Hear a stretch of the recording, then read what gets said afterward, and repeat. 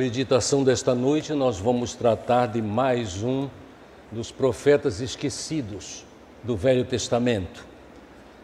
Ageu, Zacarias e Malaquias são os profetas do período pós-exílico, quando Judá e Benjamim, de fato, estão sofrendo amargamente, porque tendo sido exilados por causa da sua desobediência, passaram muito tempo fora da terra prometida, fora de Jerusalém. E eles então, agora voltando, de que trata a profecia de Ageu, voltando, eles recebem a ajuda do Senhor em sentidos muito especiais, que com certeza tem aplicação na nossa vida. É muito interessante relembrarmos que Ageu significa festivo.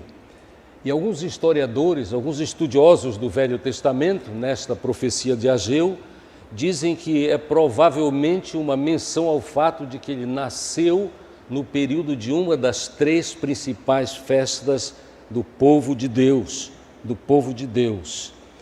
A experiência na Babilônia por 70 anos foi uma experiência muito amarga, porque eles perderam, durante todo aquele tempo, a cultura do povo de Deus perdeu muito do seu entendimento e da sua aplicação às coisas de Deus.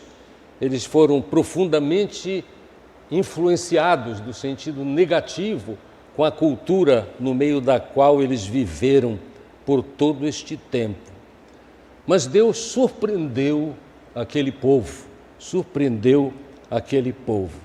Tanto é que Deus levanta um rei poderosíssimo para se sentir, porque de fato foi chamado por Deus para levar o povo que estava exilado de volta para a sua terra. Quando eu era adolescente, eu tive uma professora de história, cujo nome jamais esqueci, o nome dela era Anunciada Chaves. Era a melhor professora de história universal que nós tínhamos nos colégios e nos ginásios, assim eram chamadas as escolas, em Belém do Pará. E eu lembro que eu fiquei, como adolescente, muito entusiasmado ao descobrir nas aulas da professora Anunciada Chaves que a Bíblia tem tudo a ver com a história universal. Isto é um fator importantíssimo. E se alguns de nós não temos ainda este conhecimento, alegrem-se no Senhor, porque a nossa história, a história da Bíblia não é inventada por ninguém, é pura história das ações de Deus no mundo.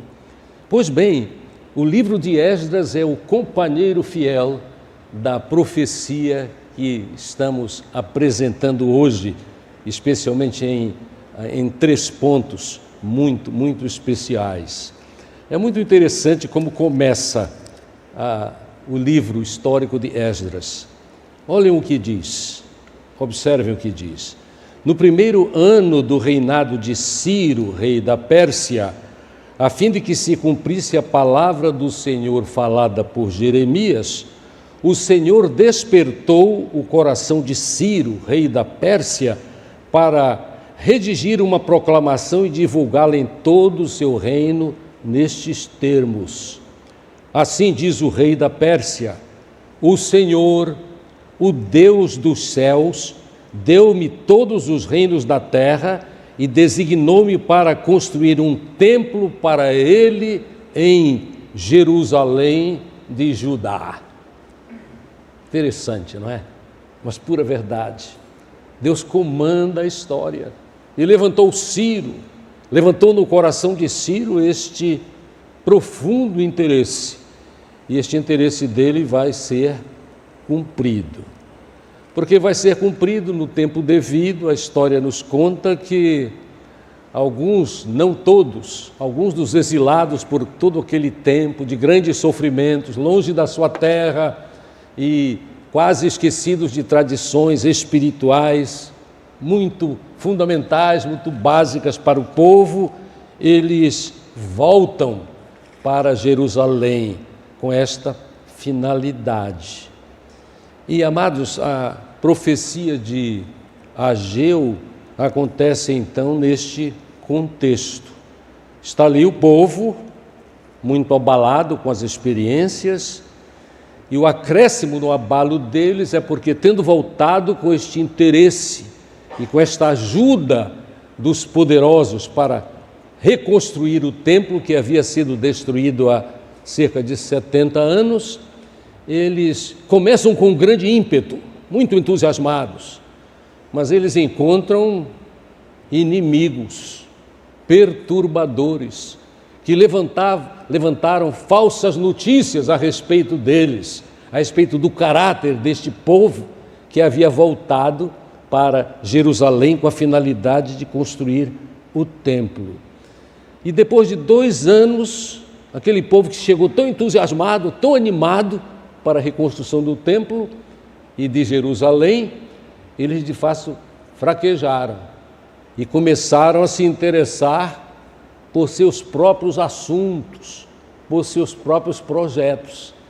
E aquilo que de início os levou, ou os trouxe, vamos dizer assim, de volta para Jerusalém, começou a ficar esquecido. E é exatamente aqui que começa a palavra de Ageu. Eu quero ler desde o primeiro capítulo, os primeiros versos apenas. No primeiro dia do 6º mês do 2º ano do reinado de Dário, a palavra do Senhor veio por meio do profeta Ageu ao governador de Judá, Zorobabel, filho de Sealtiel, e ao sumo sacerdote Josué, filho de Josadaque, dizendo: assim diz o Senhor dos Exércitos, este povo está afirmando, este é o povo que voltou para Jerusalém, este povo afirma, ainda não chegou o tempo de reconstruir a casa do Senhor, isto é, o templo. Por isso a palavra do Senhor veio novamente por meio do profeta Ageu. Acaso não é tempo de vocês morarem em casas de fino acabamento, enquanto a minha casa continua destruída? Agora, assim diz o Senhor dos Exércitos, vejam aonde os seus caminhos os levaram. Vocês têm plantado muito e colhido pouco. Vocês comem, mas não se fartam. Bebem, mas não se satisfazem. Vestem-se, mas não se aquecem. Aquele que recebe salário, recebe para colocá-lo numa bolsa furada. Assim diz o Senhor dos Exércitos, vejam aonde os seus caminhos os levaram. Subam para o monte para trazer madeira, construam o templo, para que eu me alegre e nele seja glorificado, diz o Senhor. Vocês esperavam muito, mas eis que veio pouco, e o que vocês trouxeram para casa, eu dissipei com um sopro. E por que eu fiz?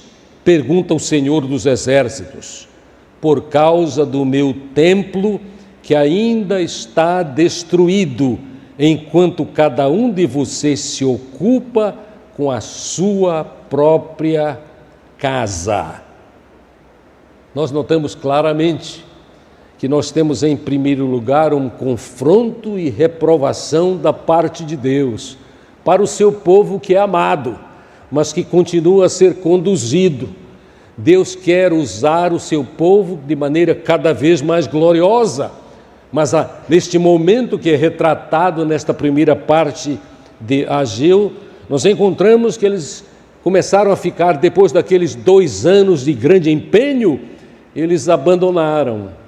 E quando nós estudamos com afinco, nos apropriando de estudiosos que têm se ocupado, alguns deles a vida toda a respeito das profecias, eles dizem que por 16 anos eles permaneceram parados depois daquele ímpeto. Este desânimo e esta parada de colocar em primeiro lugar os propósitos do Senhor tem se repetido ao longo da história, não apenas da vida do povo de Deus, Velho Testamento, mas também, lamentavelmente, em projetos da igreja. Sim, Toda vez que a igreja abandonou por um tempo os projetos do Senhor para cuidar dos seus próprios projetos, eu estou me referindo aqui especialmente de igreja, sim, porque este é um tempo onde é muito fácil para quem se ocupar do estudo da história da igreja cristã ao longo dos séculos, é fácil nós notarmos que houve tempo de grande crescimento, grande avivamento, grande cumprimento da vontade de Deus. Mas, lamentavelmente, tem havido tempos quando a igreja se ocupou de outros projetos, que tantas vezes denominou de ministérios, quando, na verdade, alguns deles, quem sabe alguns nos ressaltam, não aparecem na sua mente agora, se tornaram, de fato, projetos de alguns líderes que tinham outros interesses que não o progresso do reino de Deus. Eu digo isto porque nós devemos estar bem certos de que os projetos de muitas igrejas não cabem no projeto de Deus para a igreja, de Jesus para a sua igreja, segundo o Novo Testamento. Até hoje, há muitos projetos na vida das igrejas, de algumas das igrejas cristãs, que são perfeitamente e facilmente cumpridos por organizações que nada têm a ver com o que Deus quer para nós, que somos igrejas do Senhor Jesus Cristo e queremos cumprir a sua vontade. É por esta razão que aqueles que lideram não apenas pastores e missionários, mas aqueles que lideram igrejas tais como a nossa, onde o povo também pode decidir, precisamos estar sempre atentos para permanecermos na igreja como povo de Deus, nos projetos de Deus e não nos projetos meramente humanos. Eu considero sempre lamentável quando, por exemplo, instituições missionárias dão ampla demonstração, e isto tem ocorrido mais e mais durante estes últimos anos. Organizações missionárias que estão aparentemente muito mais preocupados com a projeção dos seus projetos na sociedade, especialmente nos governos, do que na vontade de Deus.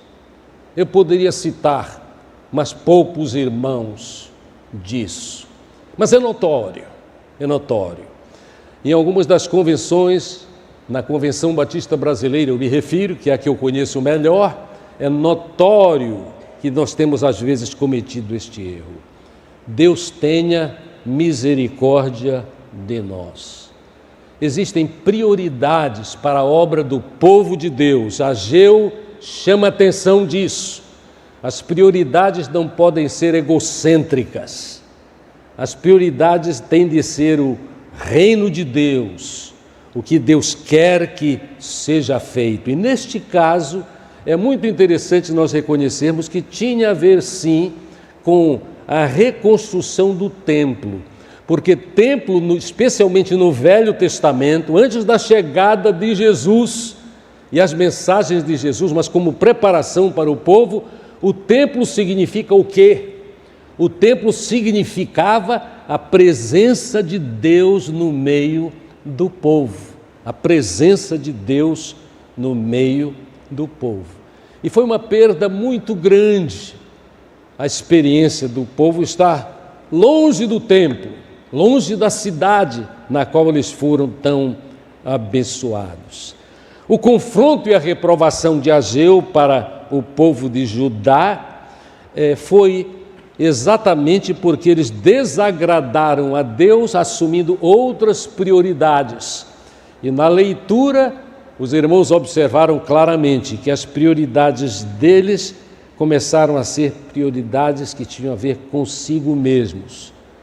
Cada família preocupada com construir a sua casa, enquanto o projeto que os levou a Jerusalém estava abandonado. Como eu disse, por cerca de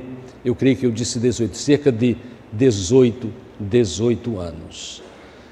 Quando nós pensamos a respeito de prioridades, não necessariamente agora as do povo de Judá, mas as nossas prioridades, é fundamental que nós pensemos, e eu tenho completa convicção de que no coração e na mente de muitos dos irmãos, conhecedores da palavra de Deus, que pela misericórdia do Senhor já tem gravado estes textos, o texto que veio à mente, com certeza, foi aquele que está no verso 33 do capítulo 6 de Mateus, sim, de Jesus, quando ele afirmou assim: busquem em primeiro lugar o reino de Deus e a sua justiça, isto é, a sua vontade, o cumprimento da sua vontade, e todas essas coisas que vinham sendo citadas já vos serão acrescentadas.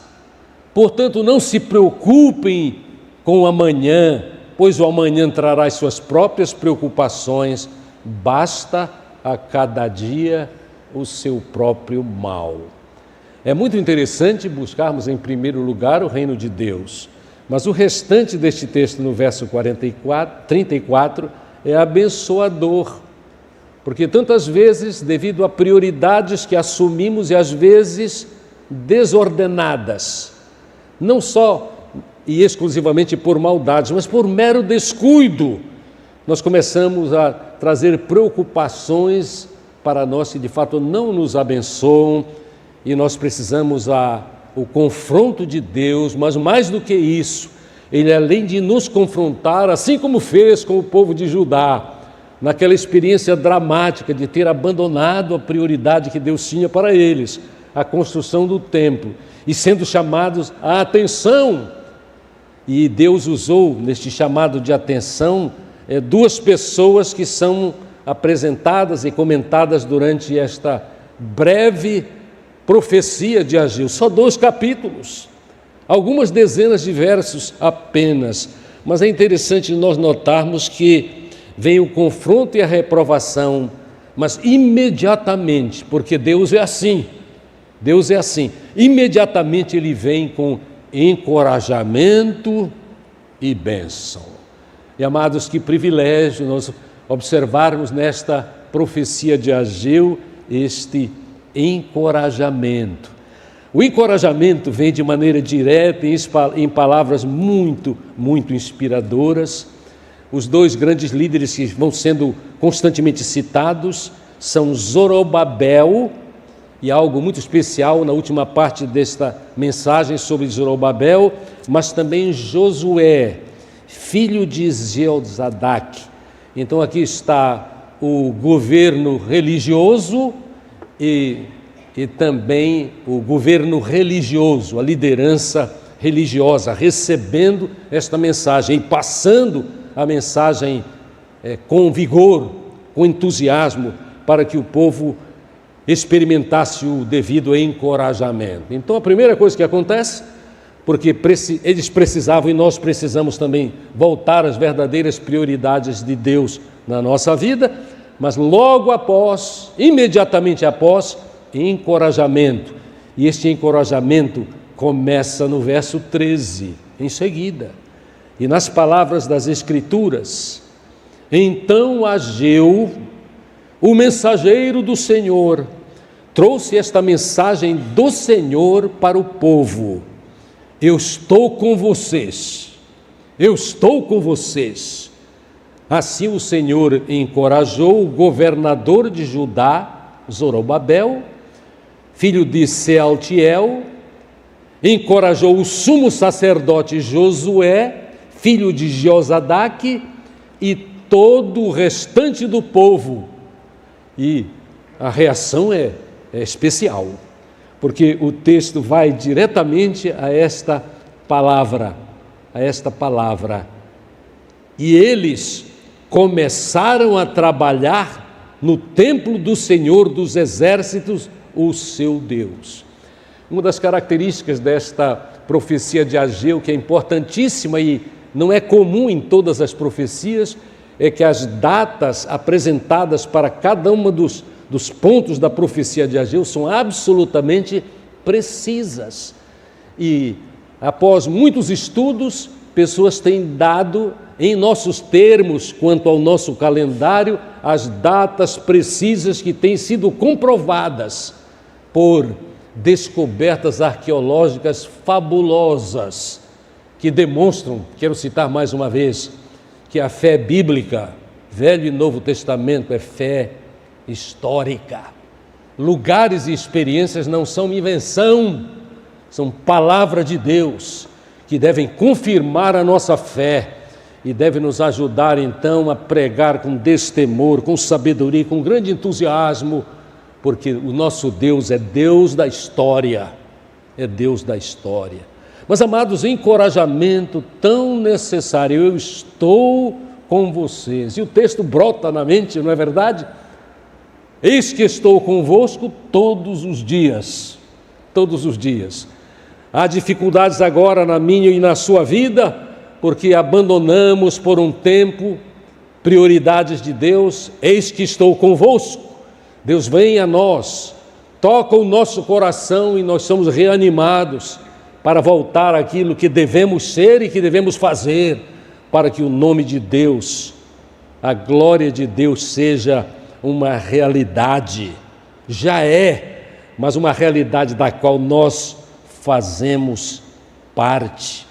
É muito interessante porque a palavra, já no capítulo 2, é uma palavra forte, preciosa e inspiradora, porque vindo ao texto, no verso 4, já do segundo e último capítulo, a palavra é o seguinte: coragem, Zorobabel, coragem, Zorobabel, declara o Senhor, coragem, Josué. Eles precisam de coragem. A verdade é que às vezes nós imaginamos coisas tão erradas a respeito de lideranças, sim, da igreja, mas as lideranças do mundo. Muitas vezes, durante os últimos meses, eu tenho pensado a respeito da tarefa terrivelmente difícil de líderes deste mundo em trevas. Porque, amados, imaginem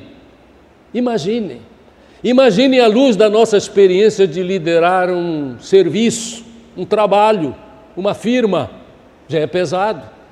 Imaginem um pouco como é liderar uma cidade desorganizada em todo sentido, como a cidade de Manaus. Isto é sem ofensa, é porque é uma realidade, amigos. Às vezes, quando eu vou visitar alguns bairros e vejo como são as ruas, desde o seu planejamento até o cuidado com elas, eu fico pensando, coitado do prefeito, e eu oro por eles, é instantâneo, eu espero que todos nós estejamos fazendo assim. Agora imaginem o caso de Zorobabel e de Josué, liderando um povo abatido, um povo que estava perdido porque tinha abandonado as prioridades de Deus. Mas Deus é tão maravilhoso que Ele vem e, para ajudar o povo, Ele traz coragem para a liderança. Coragem, Zorobabel. Coragem, Josué. Coragem, porque Deus fez uma aliança, e isso é importante nós lembrarmos. Coragem, porque Deus que está conosco, olha o que Ageu disse no verso 5, capítulo 2, o meu espírito está com vocês, não tenham medo, não tenham medo. Por que não tenham medo? Porque os inimigos ainda estavam à volta. Quando nós lemos o livro histórico de Esdras, nós aprendemos os detalhes. Alguns detalhes na perseguição eram muito sutis. Os inimigos do povo de Deus naquela construção, certa feita, segundo o que nos conta Esdras, eles disseram, olha, nós queremos inclusive participar com vocês nesta grande obra de reconstrução de Jerusalém e do templo do Senhor. Mas por causa da bênção de Deus, eles foram alertados. E eles então disseram, nós não precisamos, porque a tarefa dada pelo Senhor para a reconstrução é nossa, e não de vocês. E a razão é porque eles foram tocados por Deus para se tornarem sábios, astutos, nada inocentes, para evitar a destruição do projeto que agora, de fato, haviam começado a aceitar como seu projeto para a glória de Deus. Não apenas isto, o encorajamento vem por estas razões já citadas, mas vem também por causa das afirmações seguidas, verso 6 do 2º capítulo. Diz o Senhor dos Exércitos: dentro de pouco tempo farei tremer o céu, a terra, o mar e o continente. Farei tremer todas as nações, as quais trarão para cá os seus tesouros e encherão este templo de alegria e de glória, diz o Senhor dos Exércitos. Tanto a prata como o ouro me pertencem, declara o Senhor, e a glória deste novo templo será maior do que o antigo, diz o Senhor dos Exércitos.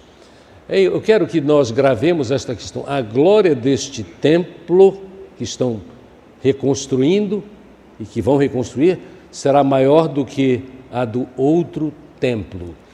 Isto é muito significativo, não apenas por causa da afirmação que fala de que este templo que está sendo reconstruído vai ser melhor, maior, mais suntuoso e mais glorioso para refletir a glória do Senhor, mas por causa da aplicação específica desta profecia de Ageu. Porque esta palavra é sim sobre o templo físico que está sendo reconstruído, mas é também mais do que isso, é mais do que isso. Eu quero alertar para os irmãos que eu já estou fazendo aqui uma referência àquela palavra de Jesus em João no capítulo 2 e verso 19, porque este texto deve estar surgindo no coração dos irmãos que há tanto tempo têm estudado a palavra do Senhor. Quando Jesus está purificando o templo ali em Jerusalém, ele afirma o seguinte no capítulo 2 de João, em verso 19, porque ele é zeloso quanto ao templo, sim, a casa do Senhor, mas ele chega a fazer uma afirmação que tem este outro sentido da palavra e da realidade de templo. Destruam este templo e eu o levantarei em 3 dias. E os judeus ficaram de fato assustados com a afirmação de Jesus e disseram assim para Jesus: este templo levou 46 anos para ser edificado e o Senhor vai levantá-lo em 3 dias? Mas o templo do qual ele falava, Jesus falava, era o seu corpo.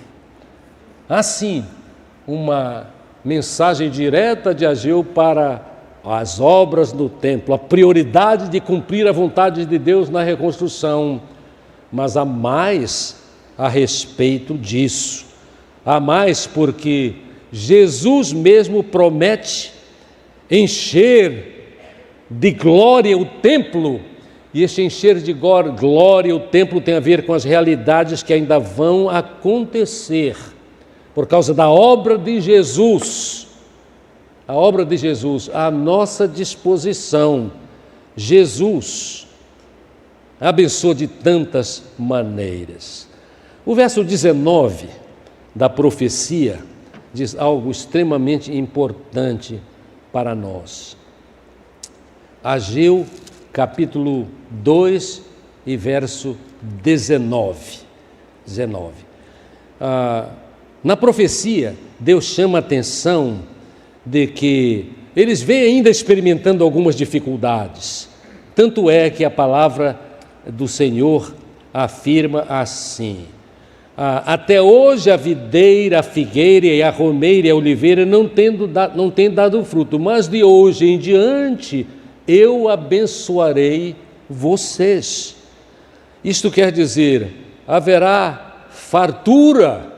Não tem havido fruto do trabalho de vocês, mas a minha promessa, é uma promessa muito especial, é de que vocês receberão tudo o que precisam para continuar fazendo a vontade do Senhor.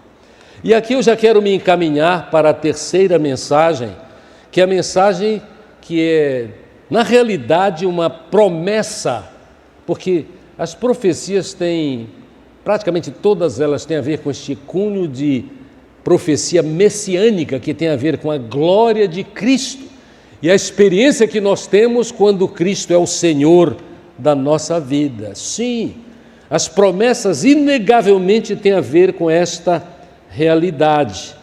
O verso 9 que diz, eu já afirmei para os irmãos, a glória deste novo templo será maior do que o antigo, diz o Senhor dos Exércitos, pois neste lugar eu estabelecerei a paz. A nota é o seguinte, eu estabelecerei a paz. A ideia aqui não é a paz passageira que o mundo dá. Deixe-vos a paz, a minha paz vos dou, disse Jesus durante o seu ministério. Não vou-la dou como o mundo a dá. É uma paz diferente. E Ageu já está antevendo e anunciando esta paz que Jesus vai trazer. Ninguém trouxe paz com este mesmo sentido durante toda a história do mundo, até que Jesus veio para cumprir a promessa do Pai. Então ele promete paz duradoura, só Jesus faz isso, só o Messias faz isto. Ele promete também poder, capítulo 2, verso 22, que afirma, olha o poder demonstrado na força, eu derrubarei tronos, eu destruirei o poder dos reinos estrangeiros. E aí entra em detalhes, para o nosso entendimento e inspiração, virarei os carros e seus condutores, os cavalos e os seus cavaleiros cairão, cada um pela espada do seu companheiro. Isto lembra alguns acontecimentos na vida do povo de Deus, quando a vitória veio do Senhor, o que nos leva a pensar no texto, a vitória é do Senhor. E aí o verso 23 é muito especial, quanto ao segredo messiânico que era segredo, mas é revelado nas Escrituras por meio de Zorobabel. É que Zorobabel, é interessante afirmarmos isto, no texto sagrado, Zorobabel não é só aquele líder, governador de Judá, porque Zorobabel não há nenhuma dúvida com base nas Escrituras, é o que é chamado em estudos teológicos, especialmente nos seminários, de tipo de Cristo, uma ilustração sobre Jesus.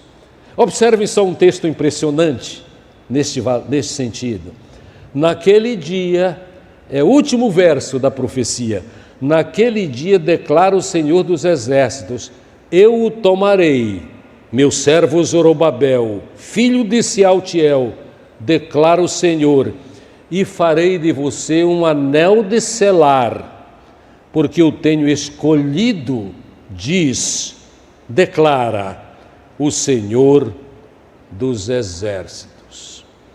É maravilhoso quando, por causa de estudos, leituras e meditações, nós concluímos o significado deste verso. Para Zorobabel, mas demonstrando que ele é tipo de Cristo. Porque a questão aqui é a obra de Deus por meio do seu Filho e nosso Salvador, Jesus Cristo. E nós descobrimos esta conexão, Zorobabel, tipo de Cristo, quando vamos aos Evangelhos. É verdade que a maioria de nós, até aqueles que estudam mais por causa da exigência do seu trabalho na vida, pastores, pregadores, professores da Bíblia, até para nós que temos esta responsabilidade perante a igreja, não somos muito dados a estudos das genealogias da Bíblia, não é? Tanto é que aqueles textos que falam muito sobre genealogia, nós passamos por uma questão de obrigação nas nossas leituras anuais, quando nos dedicamos a elas, né? Mas se não conhecemos a genealogia de Jesus em Mateus, há uma grande perda, porque a genealogia em Mateus capítulo 1 nos ajuda a entender que Zorobabel é tipo de Cristo. O capítulo Mateus capítulo 1 começa assim: registro da genealogia de Jesus Cristo, filho de Davi, filho de Abraão. Filho de Abraão. Então, quando nós lemos até aqui, aí nós vamos para um outro texto, aqui no versos 12 em diante. Depois do exílio, relacione ao que tenho dito até aqui a respeito da profecia de Ageu. Depois do exílio da Babilônia, sobre o qual vínhamos falando, Jeconias gerou a Salatiel, e Salatiel gerou Zorobabel. Notaram?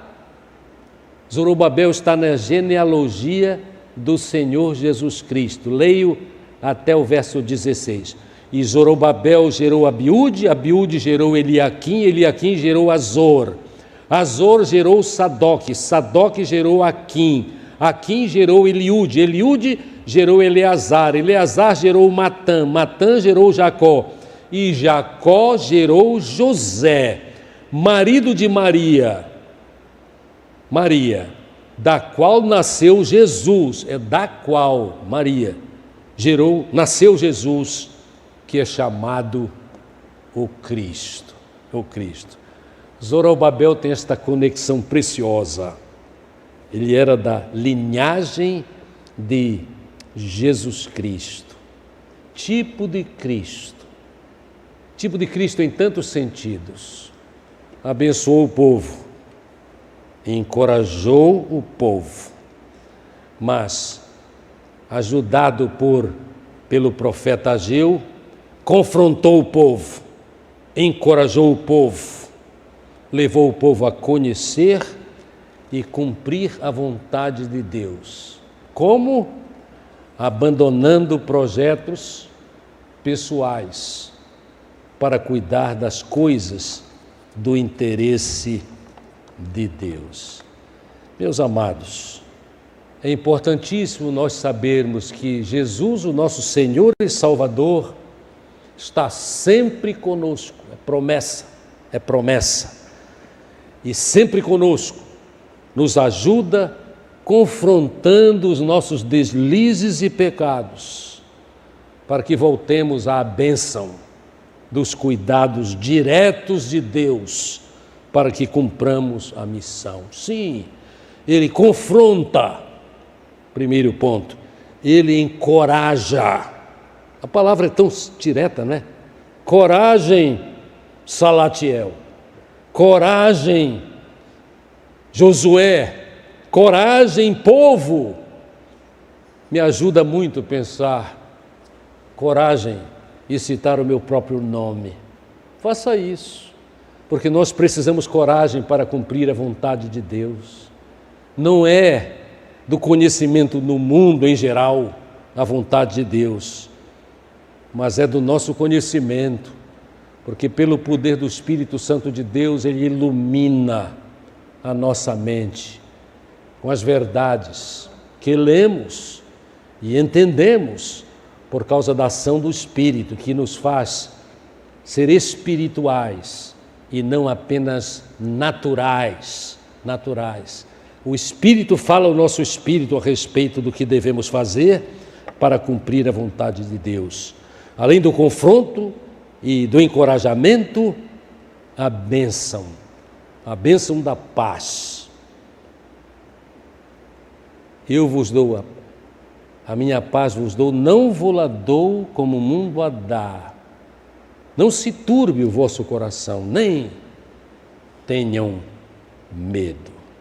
Que privilégio nosso conhecer e relembrar estes 3 pontos principais da profecia de Ageu. Sim, tudo a ver com a construção de um templo, mas na sua melhor e mais profunda aplicação tem a ver com Jesus ser o templo no qual viveremos para sempre, em união perfeita com Ele, segundo a sua promessa.